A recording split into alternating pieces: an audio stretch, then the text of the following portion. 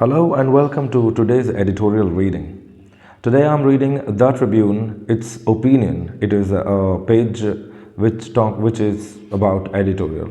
तो editorial reading क्यों ज़रूरी है? मैं बार बार यही कह रहा हूँ कि एडिटोरियल रीडिंग ज़रूरी है because it gives you N abundance of vocabulary. आपको बहुत सारी वोकेबुलरी, बहुत सारे वर्ड, नए नए वर्ड आपको मिल जाते हैं. और अगर आपके पास बहुत सारे वर्ड हैं तो आपकी राइटिंग स्किल बहुत अच्छी रहती है. इवन अगर आप ध्यान से सुन रहे तो you can use these words while speaking and it enhances योर vocabulary and it enhances your speaking skills. Okay, so आज का जो एडिटोरियल है ये बात करता है, आज के जो राइटर हैं वो बात करते हैं पोल्यूशन के बारे में. क्योंकि हर बार ऐसा देखा जाता है कि दिवाली के बाद स्टबल बर्निंग जो है वो और स्मोक जो पटाखों से निकलता है, इसकी वजह से जो नॉर्थर्न एरिया है दिल्ली और दिल्ली के अराउंड का, पंजाब और हरियाणा, वहाँ से बहुत ज़्यादा प्रदूषण आता है. और दिल्ली जो है उसको मेनली इस पे सब झेलना पड़ता है, दिल्ली को या दिल्ली के लोगों को. तो उसी के बारे में ये एडिटोरियल है. Okay, let us begin. The Supreme Court's guideline on green firecrackers. Green का मतलब क्या होता है?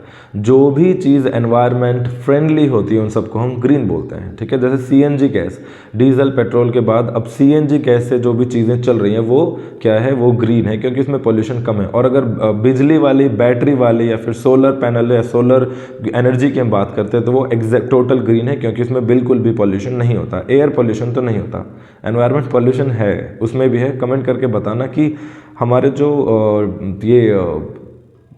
क्या बोलते हैं इनको, सोलर पैनल्स किस तरह से पोल्यूशन क्रिएट करते हैं या नहीं, और अगर हाँ तो कैसे. तो शुरू करते हैं एक बार. The Supreme Court's guideline on green revolution The Supreme Court's guideline on green firecrackers and a 2-hour window, 8 to 10 p.m. for bursting them became a casualty this Diwali. और as मतलब होता है because, as मतलब होता है because. ठीक है, because जब भी हमें because की सेंस हमें लिखनी होती है, because से एक नया सेंटेंस इंट्रोड्यूस करना है जहाँ पर because की सेंस आने, वहाँ पर as लिख सकते हो, since लिख सकते हो. इसको हिंदी में एक्चुअली चूंकि बोलते हैं, चूंकि. तो चूंकि कैसे काम करता है? चूंकि मैं बीमार था, मैं स्कूल नहीं गया, चूंकि बारिश हो रही थी तो ट्रैफिक जाम हो गया, ऐसे करके चूंकि. ठीक है, तो as around 100 cities reported poor air quality the day after the festival. क्योंकि फेस्टिवल के अगले ही दिन क्या हुआ? एयर क्वालिटी क्या हो गई? बहुत ज़्यादा खराब हो गई. सुप्रीम कोर्ट्स गाइडलाइन तो पता ही है, गाइडलाइन ही होता है. कोई भी इंफॉर्मेशन से रिलेटेड कोई भी बातें कि भाई ऐसा करना है, ऐसा करना है, ये करना है, ये नहीं करना, तो वो गाइडलाइन है. स्ट्रिक्टली जो कोई गवर्नमेंट या फिर पुलिस या फिर सुप्रीम कोर्ट वगैरह बताता है वो गाइडलाइन. तो सुप्रीम कोर्ट की जो गाइडलाइंस थी on green fire crackers and a 2-hour window, 2 hour window यानी कि 2 आवर का गैप, कि 8 बजे से लेकर 10 बजे तक सिर्फ 2 घंटे ही क्रैकर आप बर्स्ट कर सकते हो, became a casualty this Diwali. This Diwali मतलब होता है ये वाली दिवाली, ये जो दिवाली आई है ना पास्ट अभी, इस दिवाली पर ये कैजुअलिटी बन गई. कैजुअलिटी मतलब होता है डिजास्टर, डेथ भी होता है ना. कभी एक्सीडेंट हो गया तो बोलते हैं भाई यहाँ पर तो बहुत सारी कैजुअलिटीज हो गई, तो मतलब बहुत सारी डेथ हो गई, बहुत सारे लोगों की मौत हो गई.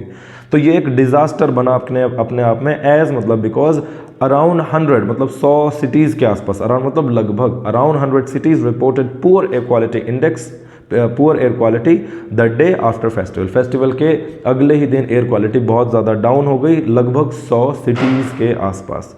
These included Ambala, Amritsar and Delhi. तो और अम्बाला, अमृतसर और दिल्ली इनको इंक्लूड करते हुए the situation did not improve in Punjab and Haryana over the weekend. और हरियाणा और पंजाब में ओवर द वीकेंड, वीकेंड का मतलब होता है सैटरडे संडेज. तो संडे तक 31 तारीख को दिवाली थी, 31 के बाद 3 का संडे था, 3 तारीख तक क्वालिटी जो थी एयर क्वालिटी वो इम्प्रूव नहीं हुई. Even as it worsened in the national capital. और जो द नेशनल कैपिटल जो दिल्ली है वहाँ पर क्वालिटी और ज़्यादा खराब होगी. वर्सन मतलब होता है खराब हो जाना.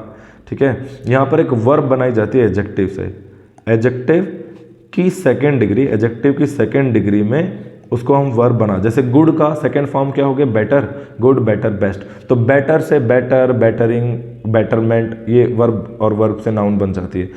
बैड मतलब खराब, बैड, वर्स एंड वर्स्ट, तो वर्स से वर्ब बन जाएगी वर्स, ठीक है, वर्स से वर्सन हो जाएगी, ठीक है, वर्सन एंड वर्सनड, और ज़्यादा खराब हो गई। Even as it worsened in the national capital, national capital में तो और ज़्यादा खराब हो गई, ठीक है। आगे देखते हैं।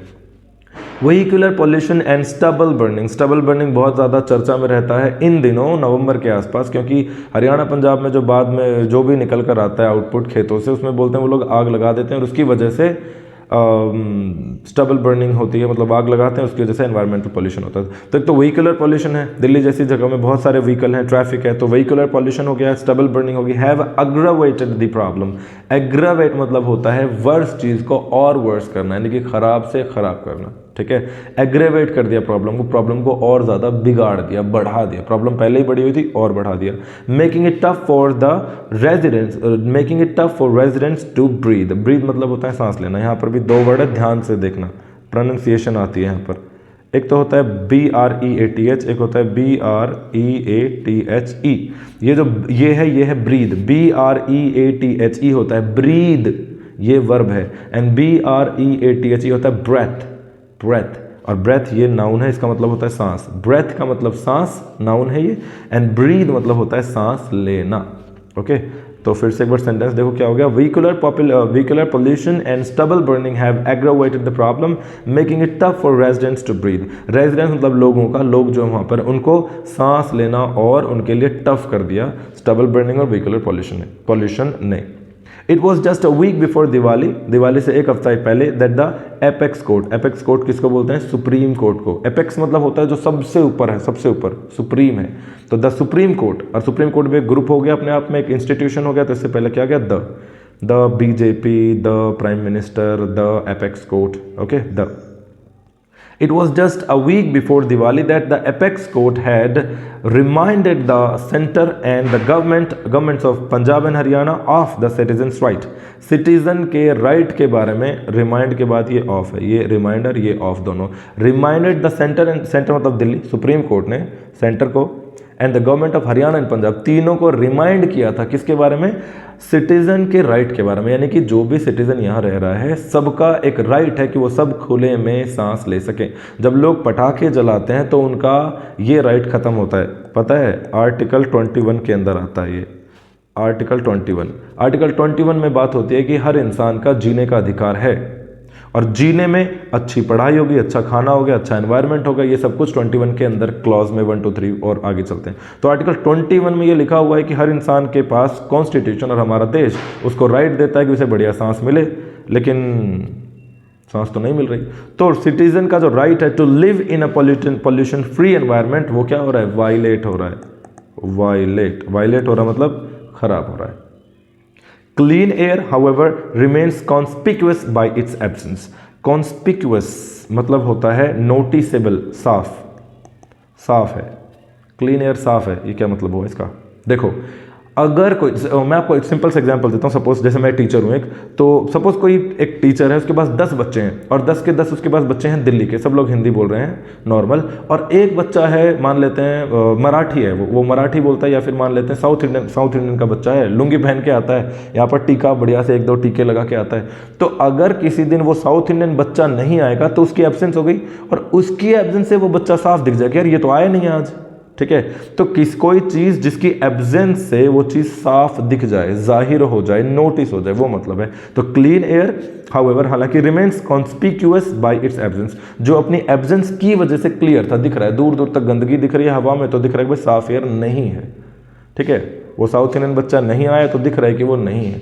सब अगर एक जैसे हो तो पता नहीं चलेगा, बाकी उनमें से कोई इधर उधर आएगा तो ये तो दिखेगा कि 9 बच्चे हैं, लेकिन कौन सा गायब है ये नहीं दिखेगा। बट अगर 9 नॉर्मल है और एक साउथ इंडियन है, वो नहीं आया तो दिखेगा, अरे यार वो तो है ही नहीं आज, आया समझ में? तो कॉन्स्पिक्यूअस मतलब होता है easily noticeable, okay, conspicuous, easily noticeable.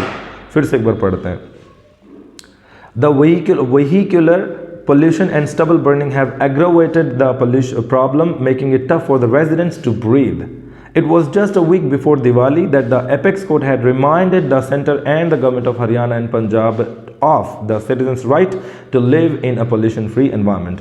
Clean air, however, हालांकि क्या होता है? हालांकि remains conspicuous bye it's absence, absence की वजह से कोई चीज़ मौजूद नहीं है। जैसे हम दीवार पे ना, कोई दीवार है, उस दीवार के ऊपर 2-4 पेंटिंग वगैरह लगी है, घड़ी लगी है, 2-3 पेंटिंग है, तो हमें पता है दीवार पे वो पेंटिंग, लेकिन अगर वो पेंटिंग सडनली गायब हो जाती है वहाँ, तो हमें दिखता है दीवार में कुछ तो गड़बड़ी है, वहाँ पर कुछ तो था यहाँ पर जो नहीं है, तो वो उसकी एब्सेंस से जाहिर हो रहा है। ठीक है, पता चल कि ये चीज़ यहाँ गायब है।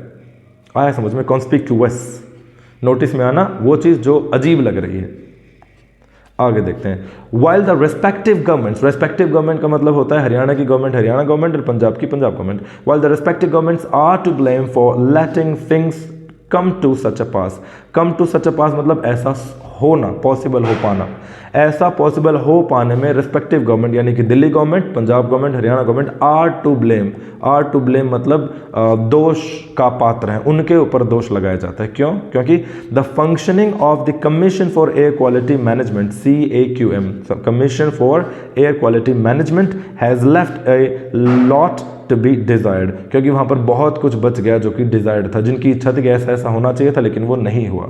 Delhi continues to grapple with smoke despite the CAQM's remedial steps, तो CAQM ने जो ये मैनेजमेंट है एयर क्वालिटी इंडेक्स की, इन्होंने रेमीडियल मेथड दिए थे, रेमीडियल स्टेप्स। रेमेडी मतलब क्या होता है? किसी क्योर, रेमेडी क्या होता है? क्योर, इलाज करना, मतलब जैसे बोलते हैं ना भाई खांसी हो रही है, अदरक चबा लो, तो अदरक चबा लो तो क्या हो जाएगा? अदरक चबाना क्या हो गया? एक रेमेडी है, उससे खांसी चली जाएगी। तो उन्होंने कुछ रेमेडियल स्टेप्स दिए थे, जैसे 8 बजे से लेकर 10 बजे तक ही पटाखे जलेंगे, 2 घंटे ही, और बहुत सारे ऐसे पटाखे जिनमें धुआं होता है वो पटाखे नहीं जलेंगे, ग्रीन क्रैकर्स जलाने हैं जिनमें धुआं कम से कम हो, ऐसा उन्होंने कहा था। लेकिन उसके बावजूद भी, डिस्पाइट, इसके बावजूद भी, फिर से एक बार लाइन देखो, Delhi continues to grapple with, grapple के साथ विद होता है, ग्रैपल विद मतलब होता है स्ट्रगल करना, सामना करना, परेशान होना।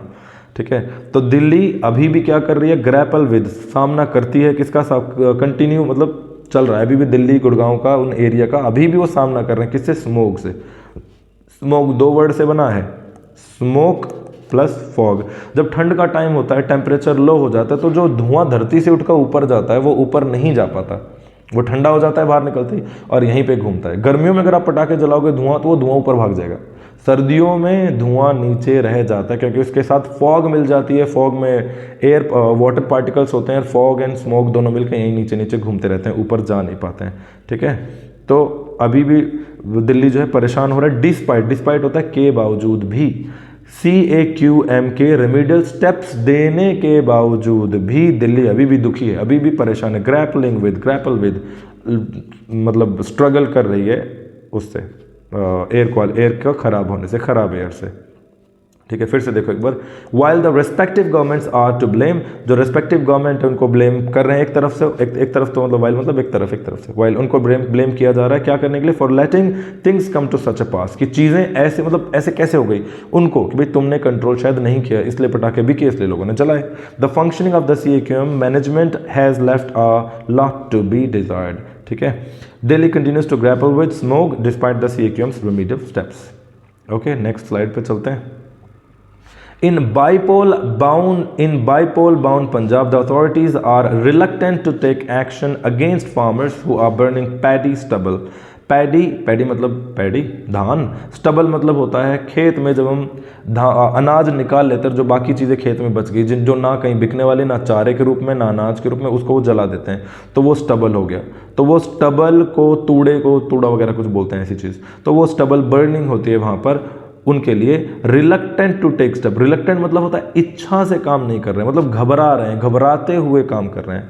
जो बाइपोल बाउंड जो पंजाब है, the authorities are reluctant to take action against farmers, तो फार्मर के अगेंस्ट वो क्या बोलते हैं, एक्शन लेने में रिलक्टेंट है।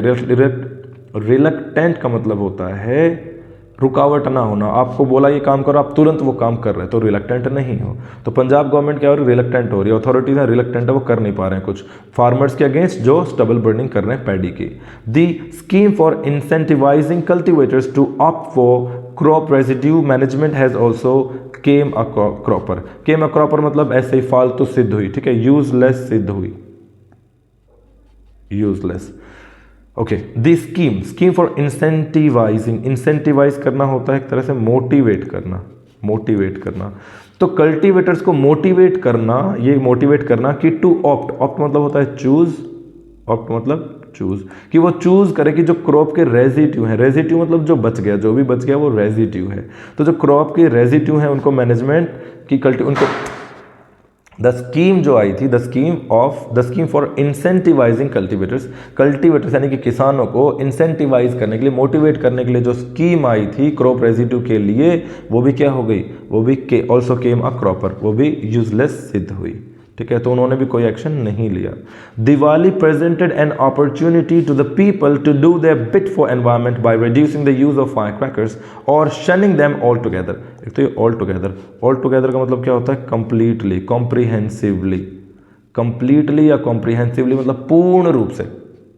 Delhi presented an opportunity, Delhi एक अपॉर्चुनिटी प्रेजेंट करती है टू द पीपल, लोगों के सामने, टू डू देयर बिट, कि अपना हाथ बटाएं वो, टू डू अपना मतलब छोटा सा काम भी अगर उनके बस किए तो थोड़ा सा करें, किसके लिए, फॉर द एनवायरमेंट के लिए, bye reducing the use of firework को, पटाखे वगैरह को रिड्यूस करके वो अपना हाथ बटाएं एनवायरमेंट को बचाने के लिए। और शनिंग देम ऑल टुगेदर, शन मतलब होता है अवॉइड करना, अवॉइड, शनिंग मतलब avoid, AVOID, avoiding them completely all together, या तो थोड़ा बहुत भाई कम करो तो पॉल्यूशन कम होगा, या कंप्लीटली यूज मत करो, शन देम कर दो, शन देम ऑल टुगेदर, कंप्लीटली उन्हें छोड़ दो, तो एनवायरनमेंट जो है पॉल्यूट नहीं होगा। बट हुआ क्या है, but that unfortunately did not happen, unfortunately मतलब होता है दुर्भाग्यवश, लेकिन दुर्भाग्यवश ऐसा नहीं हुआ। आयरॉनिकली मतलब क्या होता है, इसके विपरीत, ठीक है, ऑन द कॉन्ट्ररी, इसका उल्टा ही हो गया कि Delhi environment minister Gopal Rai thanked Delhiites for largely refraining for bursting firecrackers, कि जो उन्होंने फायर क्रैकर्स जो थे उनको बर्स्ट करने से, रिफ्रेन फ्रॉम मतलब होता है दूर रहना, परहेज करना, और रिफ्रेन फ्रॉम के बाद भी ING वाली वर्ब आती है, फोर्थ फॉर्म आती है जिसको जेरेंड बोलते हैं, GERUND, जेरेंड। ओके, तो जो गोपाल राय हैं उन्होंने डेलीट्स क्या है, डेलियाइट्स मतलब होते हैं दिल्लियन मतलब दिल्ली वाले, दिल्ली वालों को गोपाल राय जो एनवायरमेंट मिनिस्टर, उन्होंने थैंक यू बोला कि भाई आप लोगों ने largely refraining from bursting fire crackers को बर्स्ट करने से रिफ्रेन करने के लिए थैंक यू कि आप लोगों ने पटाखे नहीं बजाए, ये हुआ है। Okay,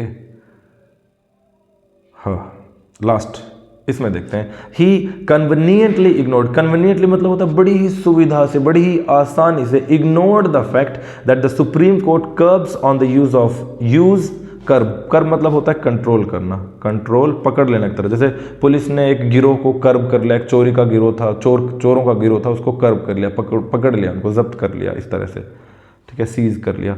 he conveniently ignored the fact, उसने इस फैक्ट को पूरे सावधानी से ईजिली इग्नोर कर दिया, that the Supreme Court curbs on the use and sale of firecrackers were blatantly violated.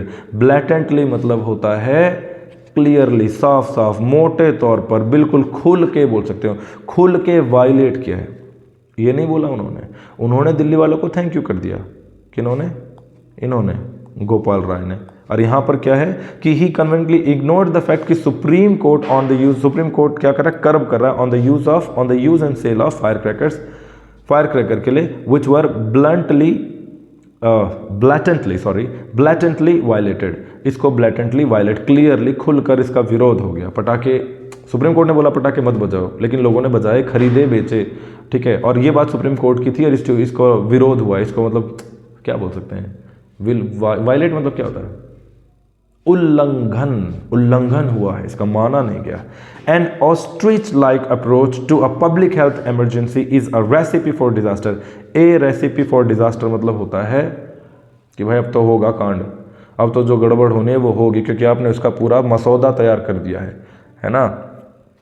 Is a recipe for disaster मतलब आप खुद अपने पैर पे कुल्हाड़ी मार रहे हो एक तरह से, ठीक है। ऑस्ट्रिच लाइक क्या होता है, ऑस्ट्रिच कई बार इरिटेट या परेशान होता है तो मिट्टी में अपना सिर छुपा लेता है, तो एक ऑस्ट्रिच लाइक अप्रोच की आप हर चीज को इग्नोर कर रहे हो, आपने अपना सिर छुपा लिया है, आपको दिख ही नहीं रहा कि हो क्या रहा है, तो ये एक an ostrich like approach to a public health emergency के सामने एक ऐसी अप्रोच मतलब एक ऐसा तरीका, एक ऐसा वे जिसमें आपको कुछ दिख ही नहीं रहा है, ये तो भाई डिजास्टर की रेसिपी है। आपको पता है पटाखे जलाएंगे, आपको सब पता है, तो पुलिस वगैरह की सहायता से जहाँ पटाखे बेचे जा रहे हैं दुकानों पे, जहाँ बन रहे हैं, उन सब पे कंट्रोल करना, कुछ ऐसा राइटर कहना चाहते हैं, ठीक है, हम तो क्या ही बोले हैं, क्या बोल सकते हैं हम। Collective accountability is the key to averting, ये एक मैं चीज़ याद कराऊंगा आपको। की के बाद टू आएगा और टू के बाद फिर से वर्ब की फोर्थ फॉर्म आती है आईएनजी वाली। ओके, यस, जैसे कई बार हमें लगता है कि हमेशा टू के बाद फर्स्ट फॉर्म आती है, I want to go, he came to know, I want to buy, तो हमेशा टू के बाद फर्स्ट आना ज़रूरी नहीं है। बहुत सारे ऐसे रूल हैं जहाँ पर टू के बाद फोर्थ फॉर्म नाउन आती है, नाउन वाली फॉर्म आती है, नाउन जीरंड आता है। कलेक्टिव मतलब एक साथ, अकाउंटेबिलिटी, अकाउंटेबिलिटी का मतलब होता है responsibility, responsibility. Collective responsibility is the key to averting the great choke. ये जो ग्रेट चोक हुआ है ना, चोक मतलब, चोक क्या होता है, जुकाम हो गया, नाक बंद हो गई, सांस नहीं आ रहा, तो सांस ना आना कहलाता है चोक। तो जब पूरे देश में, पूरे शहर में, दिल्ली एनसीआर में जब पूरा पोल्यूशन हो जाएगा तो वहाँ पर रहने वाले लोगों के लिए सांस लेना बहुत मुश्किल हो जाएगा, तो दे आर लाइक चोकिंग, वो सब चोक हो रहे हैं। और उसको अवर्ट करना, अवर्ट करना को एक्चुअली में हिंदी में बोलते हैं टालना, तो उस चीज़ को टालना या दूर करना। ठीक है, एक बार फिर से पढ़ते हैं, क्या सेंटेंस है। ही कन्वीनियंटली इग्नोर्ड, उन्होंने दिल्ली वालों को थैंक यू बोल दिया। कन्वीनियंटली, बड़ी सावधानी से, बड़ी ही चतुराई से उन्होंने, कन्वीनियंटली मतलब सुविधा के साथ उन्होंने सुप्रीम कोर्ट के फैक्ट को इग्नोर कर दिया कि उन्होंने कहा था कि फायर क्रैकर को नहीं जलाना है, जो कि were blatantly violated. An ostrich-like approach of public health care is a ये याद कर लो, is a recipe for disaster, is a recipe for disaster, is a recipe for disaster। कि गलत होने के लिए आप तो अपने पैर पर कुल्हाड़ी मारा, आप कुल्हाड़ी ले रहे हो, पैर पे मार रहे हो, तो भाई पैर तो कटेगा ही कटेगा।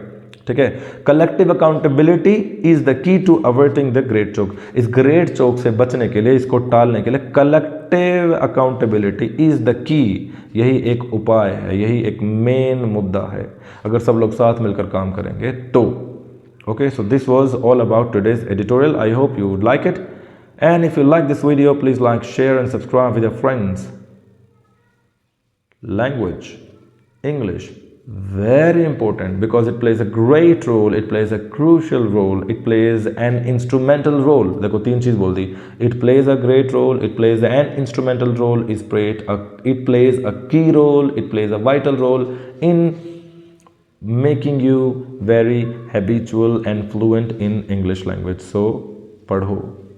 Okay, thank you very much and have a great time ahead।